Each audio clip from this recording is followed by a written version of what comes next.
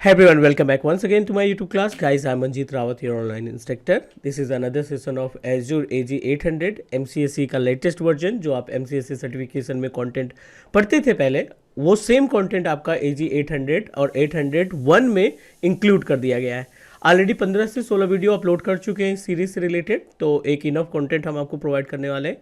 उसी सीरीज को, उसी कंटेंट को बढ़ाते हुए अभी आज का टॉपिक हम आपको गाइड करने वाले हैं, जिसमें हेल्प करेंगे to understand about Hyper-V networking. Right, Hyper-V एक हाइब्रिड इन्वायरमेंट होता है कि आप एक बेस मशीन पे वर्चुअलाइजेशन की मदद से मल्टीपल वर्चुअल मशीन्स को क्रिएट कर सकते हैं. राइट, तो हाइपर-वी इंस्टॉलेशन, उसमें ओएस इंस्टॉल करना और उसमें ड्राइवर्स वगैरह इंस्टॉल करना, ये ऑलरेडी हम डिस्कस कर चुके हैं. अभी हम उसी पार्ट को आगे बढ़ाते हैं और आज हम आपको गाइड करेंगे हाइपर-वी नेटवर्किंग को कैसे इस्टेब्लिश करते हैं, क्या क्या प्रोसीजर होता है, क्या क्या कंटेंट रहते हैं इसमें, क्या क्या सर्विसेज रहती हैं नेटवर्किंग सर्विसेज को मैनेज करने के लिए. राइट, तो चलिए स्टार्ट करते हैं. बट उसके पहले अगर आप फर्स्ट टाइम वीडियो देख रहे हैं या पहली बार चैनल पे विजिट किए हैं तो टीच मी क्लाउड के यूट्यूब चैनल को सब्सक्राइब कर सकते हो, क्योंकि टीच मी क्लाउड एक single technical training based YouTube channel है जो आपको 100% लाइव प्रैक्टिकल देता है बिना किसी स्टेप को स्किप किए हुए. चलिए, हाइपर-वी नेटवर्किंग के केस में एक थोड़ा सा एग्जाम्पल. अगर आप ऑन प्रेम नेटवर्किंग की बात करें, ठीक है, on Prem networking in the sense कि जो आपकी लोकल नेटवर्किंग होती है. ऑन प्रेम नेटवर्किंग यानी लोकल नेटवर्किंग जिसमें आप एक फिजिकल स्विच लगाते हैं और फिजिकल स्विच को कनेक्ट कर देते हैं मल्टीपल कंप्यूटर्स के साथ. ये अपने पास बेस स्विच हो गया फिजिकल, और ये कंप्यूटर्स हो गए, पीसीज हो गए, लैपटॉप हो गए, सर्वर्स हो गए या डेस्कटॉप हो गया, जिनको एक केबल के जरिए, राइट, नेटवर्क केबल के थ्रू हम इनको कम्युनिकेट कराने का काम करते हैं. राइट, आईपी एड्रेस असाइन करना, ये तो लॉजिकल है, दोनों के केस में करना पड़ेगा.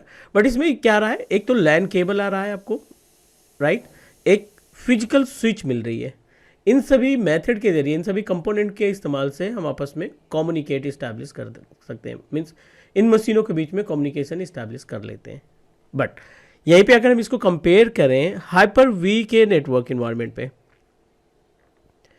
ठीक है, अगर हम सेम सेटअप को हाइपरवाइजर पे यानी माइक्रोसॉफ्ट का जो टूल है सर्वर का, हाइपर-वी के ऊपर अगर हम नेटवर्किंग इस्टेब्लिश करें तो क्या क्या चीज़ें हमें मिलती हैं. ठीक है, हाइपर-वी एक वर्चुअल प्लेटफॉर्म है, तो जाहिर सी बात है फिजिकल स्विचेस तो मिलना पॉसिबल ही नहीं है.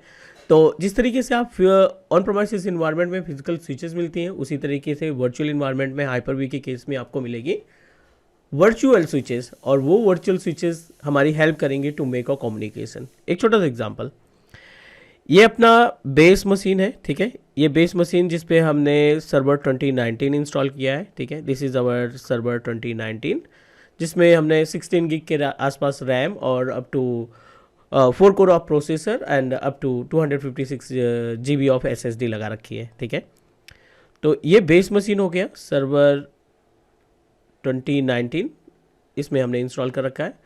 और इस सर्वर 2019 के ऊपर हमने एक प्लेटफॉर्म इस्टेब्लिश किया है. The platform name is Hyper-V. ठीक है, हम इस सर्वर 2019 के ऊपर हाइपर-वी को भी इंस्टॉल कर रखा है. रोल में जाकर के वीडियो ऑलरेडी क्रिएट कर चुके हैं, आप देख सकते हैं. और इस हाइपर-वी पे हमने कुछ मशीन्स तैयार कर रखी हैं, लाइक विंडोज़ वगैरह की मशीनें हमने इसमें ऑलरेडी इंस्टॉल कर रखी है ताकि आपको लाइव प्रैक्टिकल दिखा सकें. अब ये हो गया बेस मशीन, ये हमारे पास बेस मशीन हो गई, और ये हो गई अपने पास वर्चुअल मशीन, वीएम जिसको बोलते हैं. अब इनकी नेटवर्किंग की रिस्पॉन्सिबिलिटी हमारी होगी. आपका जो फिजिकल सिस्टम है वो किसी न किसी वाईफाई रूटर से कनेक्टेड है. ठीक है, थोड़ी देर के लिए मान लेते हैं ये हमारे एक वाईफाई रूटर से कनेक्टेड है, और इस वाईफाई रूटर से और भी बेस मशीन यानी एक लैपटॉप कनेक्टेड है, एक डेस्कटॉप कनेक्टेड है, या अदर कोई सर्वर्स कनेक्टेड है. ठीक है, एक ही नेटवर्क से ये सारी डिवाइसेस कम्युनिकेट कर रही हैं. ठीक है, ये दोनों फिजिकल मशीन है, ये आपका बेस मशीन है, ये आपकी वर्चुअल मशीन है. नेटवर्किंग समझने के लिए ये इंफ्रास्ट्रक्चर बनाना इंपॉर्टेंट है, क्योंकि जो स्विचेस हैं उनका काम अलग अलग तरीके से परफॉर्म होता है. तो दैट्स वाई ये हमारे पास फिजिकल सिस्टम हो गए, ये अपने पास फिजिकल मशीन हो गई है. ठीक है, ये अपने पास बेस मशीन, ये भी फिजिकल है, और ये सिर्फ 2 वर्चुअल मशीन अवेलेबल है. अब अगर नेटवर्किंग की बात करें तो इन मशीनों को फिजिकल के साथ कम्युनिकेट करना, बेस के साथ कम्युनिकेट करना, यही सारी चीज़ें हमें सीखनी है. टोटल नंबर ऑफ स्विचेस की बात करें, ठीक है, नंबर ऑफ स्विचेस की बात करें हाइपरवाइजर पे, तो आपको मिलती हैं 3 स्विचेस, ठीक है। पहली स्विच है आपकी एक्सटर्नल,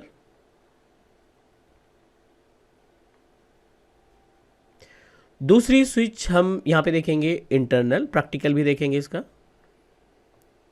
और तीसरे नंबर पे है आपके पास प्राइवेट स्विच, ठीक है। तीनों की मीनिंग जानना हमारे लिए जरूरी है।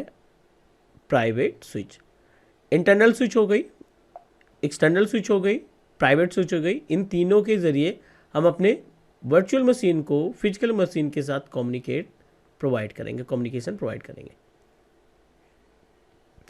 स्टार्ट करते हैं एक्सटर्नल स्विच से, ठीक है। External switch as per the name suggest, अगर आप इस हाइपरवाइजर में एक एक्सटर्नल स्विच तैयार करते हैं, ठीक है, एक्सटर्नल स्विच आपने यहाँ पे क्रिएट किया SW, ठीक है, और अपने दोनों इंस्टेंस को, दोनों वर्चुअल मशीन को इस एक्सटर्नल स्विच में आपने कनेक्ट कर दिया। दोनों मशीनें किससे कनेक्टेड है? एक्सटर्नल स्विच से।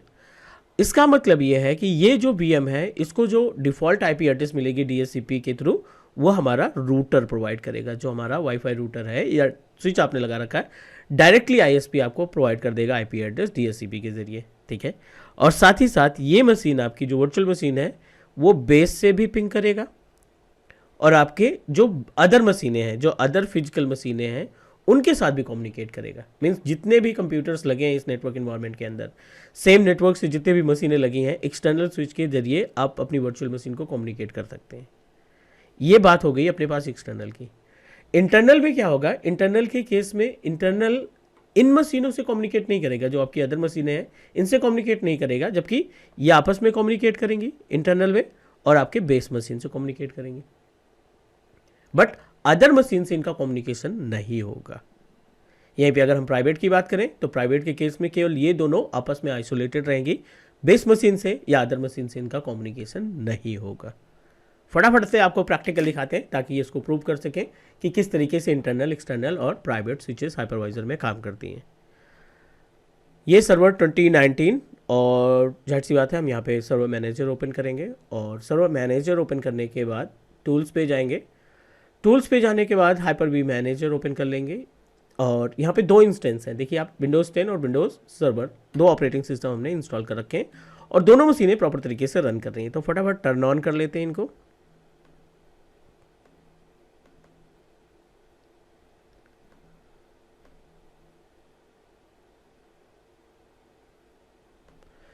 ठीक है, वेट करते हैं थोड़ा सा, क्योंकि इसके अंदर स्विचेस नहीं है। पहले हम स्विच क्रिएट करेंगे एक, यहाँ पे जा करके हाइपरवाइजर वर्चुअल स्विच मैनेजर पे क्लिक करेंगे। वर्चुअल स्विच मैनेजर में जा करके आप देखेंगे 3 डिफरेंट ऑप्शन दिखाई पड़ रहे हैं, एक्सटर्नल है, इंटरनल है और प्राइवेट है।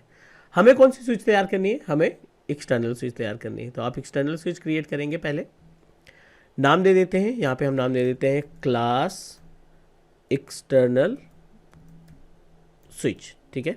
यहाँ पे हमने क्या किया? क्लास एक्सटर्नल स्विच तैयार किया। ये आपका निक कार्ड है जो बेस मशीन में लगा है, हमारे सर्वर 2019 में जो लगा है वो इसका निक कार्ड है। इसको हमने सेलेक्ट कर दिया। No need to make any changes. External network पे हम जा रहे हैं, अप्लाई करेंगे, एंड विद इन सेकेंड आप ये एक्सटर्नल स्विच तैयार कर लेंगे। जैसे ही हमारी स्विच रेडी हो जाती है, हम जो इंस्टेंसेज हैं, जो वर्चुअल मशीन हमने क्रिएट कर रखा है, उस वर्चुअल मशीन को क्या करेंगे? इसके साथ अटैच करेंगे।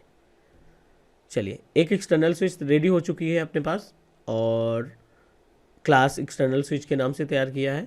अब आप आ जाएंगे वर्चुअल मशीन्स की प्रॉपर्टीज़ में, राइट क्लिक करेंगे VM के ऊपर, सेटिंग्स पे जाएंगे, और अंडर द सेटिंग आपको एडाप्टर देखना है। This is network adapter, right.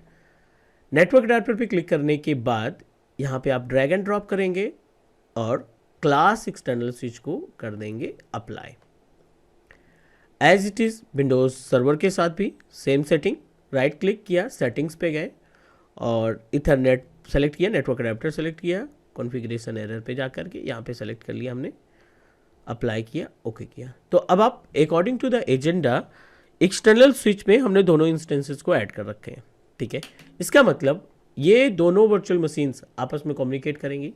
साथ ही साथ बेस मशीन जो है, ये हमारा जो बेस मशीन है, इस बेस मशीन के साथ कम्युनिकेशन होगा, प्लस अदर जो कंप्यूटर्स अपने पास रखे हैं या अदर कोई मशीन अपने पास है तो उनसे भी इनका कम्युनिकेशन इस्टेब्लिश होगा।